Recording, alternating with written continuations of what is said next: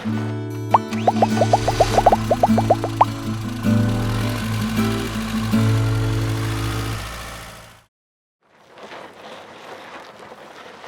everyone, my name is Will. I'm with the RV Wholesaler Service Department, and today we're going to be going over how to turn on the gas and electricity portions of your water heater. So to start out with, you're always going to make sure you have water in the unit. Obviously you could crack this open to make sure you have some water pressure. Water will come out, close her up. Now to turn on the electric portion of this water heater, what you're going to do is you're going to open up your cover here. Look right down here to the bottom corner. You're going to have an on and off switch right underneath here.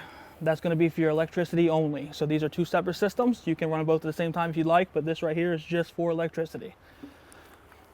We'll go ahead and head on to the inside. Alrighty, now the propane side of a DSI water heater is always going to be on your panel. If it is manual light, obviously you'll light that on the inside, or outside, sorry. So right here, you're going to see your water pump there and your water heater button. What you do is you click that water heater button on. You have your FLT, your fault light here. If this does experience any issues, that will illuminate. It will not light. When that goes off, you know you're lit.